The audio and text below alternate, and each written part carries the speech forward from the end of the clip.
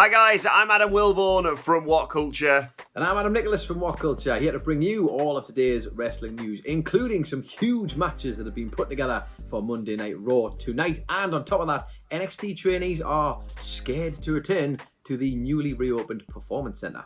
Plus, Matt Hardy is set to launch a new web series today. This is the news. But first, we start off with the news surrounding Lars Sullivan. He, of course, returned to WWE TV on Friday night as part of SmackDown's big opening night for the draft and just came in and murdered everyone. He's been away for a while. Obviously, there was a bit of controversy surrounding him last year, and he was away recovering from injuries. And he has been barely back in the WWE for a minute before more allegations of misconduct, let's say, more controversy has arisen yet again. A Reddit user, Calamera5, yesterday posted pictures of a conversation between Lars and Anika Naidu-Fuge, who is a yoga instructor and apparently the other half of the Reddit user. Apparently, Anika had to refund Lars money for being a yoga instructor, of course, because he made inappropriate remarks toward her in revealed messages. As I mentioned, this isn't the first controversy surrounding Lars Sullivan. He got in trouble last year for homophobic and racist remarks on a bodybuilding forum even a decade ago. As a result of that, if you may remember, WWE fined him, sent him to sensitivity training. He then went down with an injury around the summer of 2019. And according to a report by Fightful, actually had not only surgery on one knee, but both knees, hence why it took so long for his recovery to happen. They also report, by the way, that he's meant to be working a program with Brock Lesnar at some point, but less on that and more on just more controversy surrounding Lars Sullivan, Adam Nicholas. Yeah, you don't really want to say this, do you? Because obviously, his previous issues have been well recorded. His big return, if you would like to call it that, on SmackDown the other night, that was, whether you like him or not, that was buzz on the internet. People were surprised to see him returning. And he, let's be honest, steamrolled everybody in that ring, was given quite a return, to say the least. Obviously, we can only say that these are allegations at the moment, but you're just not ideal, and you'd like people to learn the lessons, and well, doesn't make for good reading, shall we say? No, exactly. Like you say, these are all just allegations at the time of recording, but considering the track record, this is really. I mean, like, I was watching SmackDown Live on Friday and tweeting about it, and when Lars returned, it was a weird atmosphere, I have to say, online of, elements of the fandom obviously excited to see him back. And like you say, when you tear through the likes of The Miz and Riddle and everyone else, then you are going to get a lot of attention. But you can't help but feel that there was still that cloud hanging over him that he would need to, do some major things to try and move the story on about him along from. And yet, here we are back again, Monday morning, talking about more allegations regarding Lars Sullivan. Yeah, it just feels like not a great deal's changed, really. He's been away for a year, and already we're having these conversations again. So I guess that's another story for another time in terms of WWE's choice to continually pick people who are surrounded by controversy, shall we say. I think we'll leave it at that, perhaps. Let's move on, though, to our next story for today, because not about SmackDown, this is all about Monday Night Raw. We've had a bunch of announcements that are coming for tonight's episode. Obviously, it is night 2 of the WWE Draft. We had the first night on SmackDown the other night. I just laughed at you whacking your setup there. But it seems we're going to get a few matches to go with it to keep the ball rolling, while Stephanie McMahon undoubtedly just shouts and yells out names in a very quick, fast-paced fashion. As I tweeted on Friday, oh good, Stephanie McMahon is hosting this, said no one ever. It was just so rapid-fire that day. But anyway, that was SmackDown. Let's talk about Raw. The matches that we have are, there's a dual-branded Battle Royal, first of all, that is set to determine the number 1 contender for Asuka's Raw Women's Championship. That actually sounds pretty exciting, to be fair. On top of that, we have Kevin Owens versus Aleister Black in a no disqualification match. So poor Kevin, who had a fantastic match on SmackDown against The Fiend, I should point out, one of the better matches I've seen, put himself through torture, I would say, genuinely. A real good match to watch that. And he's now going to go through it all over again with Aleister Black in a no DQ match. I just hope that he's wearing the tiger face paint that his daughter put on him over the weekend. That would be a nice touch. a la young Kenny from Phoenix Knights, who couldn't get it off his face. Anyway, that's a sidestep again. Seth Rollins will also be on the show to say his goodbye.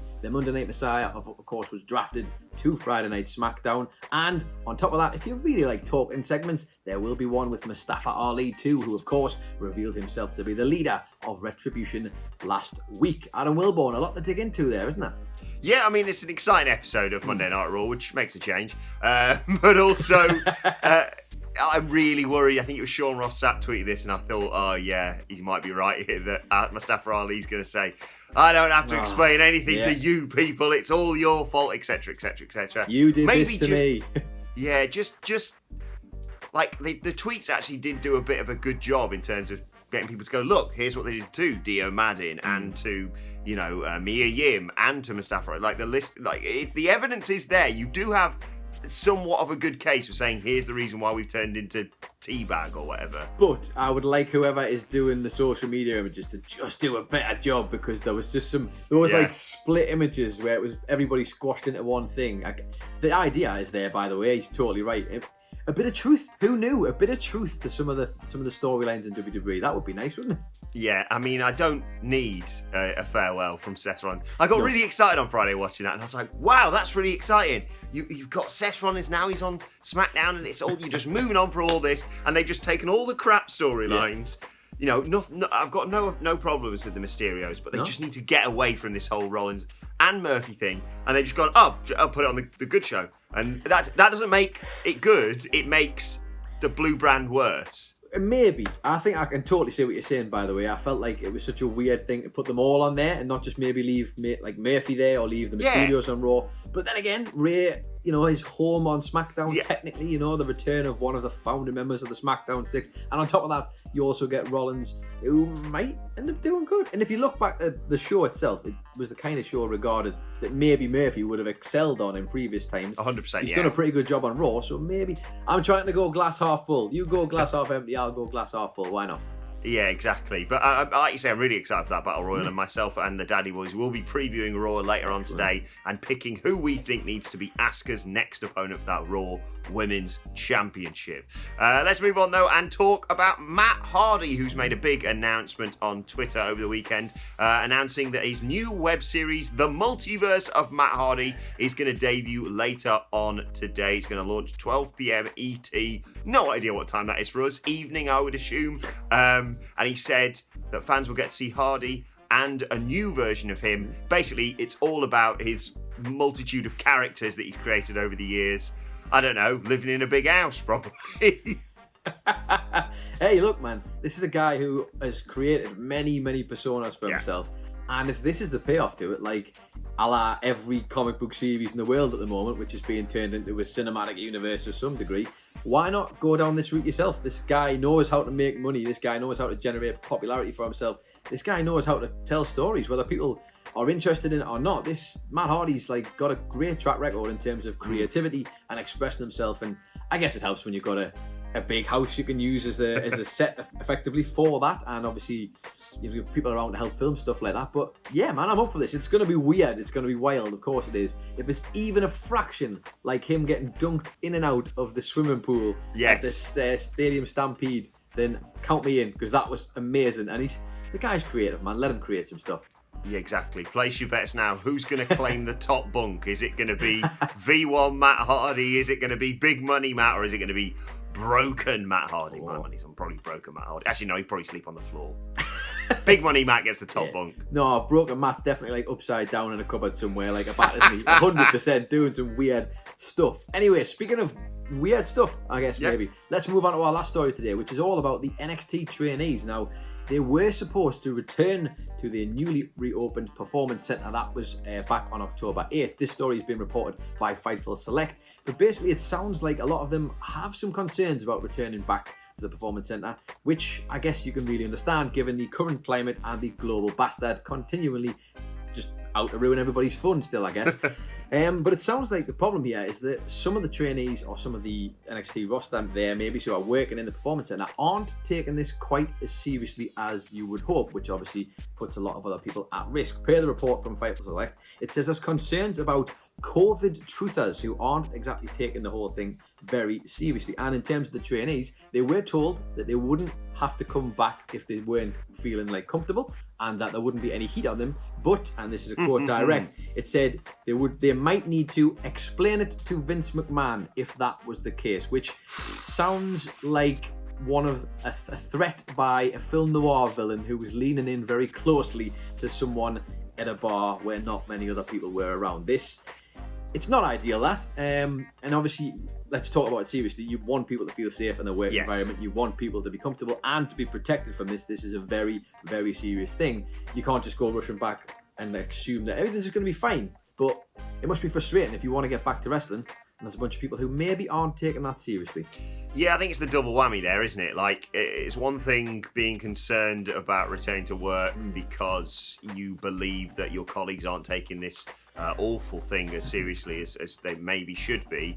But then it's also the sort of I don't know how I'd describe it. I don't want to describe it as a swinging axe, but that's the only thing I can come up with, where it's like, yeah, you don't have to come in. If you don't want to come in, you don't come in. We wouldn't punish anyone for that, but let's just hope there's no more cuts that we have to make in the next few months. It's the looming dread that it kind of has that Roman Reigns leaning into Jey Uso to tell him, don't take the match, because like that's what it felt like, that reading that, which, I mean, you don't want to say that. You really don't. You would hate to think that that's the situation, but I mean, you don't have a fantastic track record. That's the only thing that would concern me. I can picture the head of talent relations going, you don't have to explain it to me, don't worry. You just got to explain it to Vince. To this guy. What's wrong, pal? What's the matter? Yeah, so... anyway, let's move on to your Twitter questions. At WhatCulture WWE, of course, if you want to get in touch with us, first question today comes from Casey Fox, who says, do you think with the New Day moving to Raw with the titles, they will unify the tag team championships? If that's the case, I hope they go to the Street Profits. Yeah, interested to see what they do with this, because they just went, we're splitting the New Day up. We're going to be talking about that, myself and one of the Dudley boys, a little bit later on today in a podcast, by the way. We're splitting them up, and we're bringing the SmackDown tag titles to Raw. So either surely the Street Profits goes to SmackDown and they go, there you go, there's the blue one for the red one, or are they going to unify them? They are, I would guess, almost 100% just going to go, okay, Street Profits are off to SmackDown and bye. It stinks of that. And I'm sure they've done this before, actually. I'm almost certain we got this maybe last year or the year before during the draft. Maybe. It was a straight swap, basically, which kind of kills the illusion for anybody who's wondering what the results of certain matches are going to be or whatever. But yeah, I mean, it would be interesting if they decided to sort of to unite the two belts and merge them, because ultimately, would it be cool to see the belts being able to travel between shows the same way that the women's tag titles do? Although you've got the NXT titles that are also there, so you'd have to unify them all. Could get a bit messy for my taste. I can see them unifying these, I really can, just because, I mean, they've split another tag team up with Heavy Machinery going to different brands, of course. And it's like, you barely pay them any attention anyway. Just, like, make this the hot, like, if I think if you unify the tag titles and then give them a bit of agency, it could be make for a really exciting thing rather than just, those two guys who fancy taking on the Street Profits this week. They aren't going to put any agency in the tag belts. If history taught us anything about Vince, he's not interested in that remotely. No, exactly. But it'd be interesting to see how things develop with that tonight. Second question today comes from Matt Rains, who sent this lovely photo of his friend's dog. Probably the best looking dog I've ever seen. Anyway, Matt says, what are your ideal triple threat matches for Survivor Series, both women's and men's? Interesting. I like that you paused here to just throw straight to me. Okay. Ideal situation. Let's have a think. Ooh, I tell you what, like the women's, let's just talk about what will undoubtedly be the best. The triple threat between the women. Now, yes, last time you might suggest that it wasn't the heavy hitter you might have wanted from Becky Lynch, Bayley and Shayna Baszler, but it was a dream three, a great pairing. So that would certainly, it's not going to be those three, obviously, but that kind of ilk of match would work for me. I think Io Shirai, I'd like to see her in the triple threat. Keep the title until that. I would like to see that. I mean, imagine if it's Io, imagine if it's still Asuka, and then imagine if it's Sasha Banks. I mean, that is like, it's pretty delicious, that. Not that I'd want to exclude Bayley for any particular reason, but no. I guess it would make it completely different to the one we got last Survivor Series. So that would maybe be my show. Yeah, I reckon that I completely agree with you on that one. I think it could be a genuine match of the year contender, those three working together if they're given a sufficient amount of time. In terms of the men's side of things, I think it's relatively straightforward. As much as it's confusing as to how you book this so the right person wins, but you have Universal Champion Roman Reigns, NXT Champion Finn Balor, and of course WWE Champion Otis, who cashes in on Randy Orton to move to the red brand. It all makes so much sense. Randy Orton getting beaten by Otis is the funniest thing in Vince McMahon's mind. Is it though? Is it? Like, I think it's I love this. You've sold me totally on this idea that Randy beats Drew and then Otis cashes in and takes the belt off him. But it's Randy Orton. I don't think Vince ever wants to sacrifice Randy for anything that he doesn't need to, unless it's to build another star, but then immediately have Randy get his return revenge at some point, because he's Randy Orton, isn't he? I've just realised what happens is Otis comes down to cash in. You think, oh, it's going to be straightforward. Then, a la when The Miz cashed in, you think, oh my God, he's balls this up. He's balls this up. James Bond's going to die. No. Orton goes for an RKO. Otis reverses it into a caterpillar. That's what it is. That's what's going to happen. Make it happen at Hell in a Cell. I don't know if I want it to happen. I'm sold. We're going to be doing the live stream for Hell in a Cell, so let's do it. Oh, God, we are, aren't we? 2 weeks today. Yep. We're going to be waking up going, what was last night? Anyway, final question today comes from Dinosaurus Jr., who says, is there anything your favourite wrestlers do or did that annoy you? Mine is when The Undertaker takes ages to get to the ring. I know drama, etc., but the man could effing teleport. That's dramatic. And did he really never drive a hearse to the ring? Hey, you're making some very, very valid points there, and I will also just tie onto that point there made by, what was it, Dinosaurus Jr. Sorry, sir, didn't mean to mess that up, but I would agree with that, and he even took so long during his retirement at WrestleMania 33 that me and a friend who were very drunk at the time just left. We were like, shall we wait for this? Nah, we just left, and funny enough, it paid off because he obviously didn't retire in the end. Took ages. I think we were actually home by the time he finally left, which tells you everything you need to know. But I have thought about this one, and my current favourite wrestler at the moment is Kyle O'Reilly down in NXT. I was very happy to see him getting his shot. Great match with Finn Balor. The one thing he's done that I wasn't too happy about is break Finn Balor's jaw. That wasn't ideal. That wasn't ideal. I know that's not quite what you're saying, but genuinely, it's hard to think of bad things that Kyle O'Reilly does. The other thing I don't like that he doesn't do at the moment, if that counts, is he hasn't got a belt to play the air guitar with, or the belt guitar. So, I mean, that's another fault, I guess, if you really want to call it that. What about you? Favourite wrestlers? Cameron Grimes. Cameron Grimes! One thing he doesn't do, hold a title, but he will do soon. Good. Should be NXT champion, in my opinion. Titus Worldwide! Win any matches. He's barely get bloody featured. He's definitely going to go undrafted tonight, isn't he? I'm going to be sad. And that links into my final choice, of course, the Iconics! And the annoying thing that they do is get drafted to separate brands. 100% Peyton Royce is going to SmackDown tonight. The annoying thing they do is not be together anymore, which is a shame. That is a shame. We literally posted a video over the weekend about tag teams unnecessary tag team splits. And everyone's like, forgot the New Day. It's only just happened. I recorded it like a week ago. Give me a break. Come on, give me a chance, God. And Heavy Machinery, but an honourable mention. Go check that video out. Let's move on to today's and finally, and I've got to give it a mention.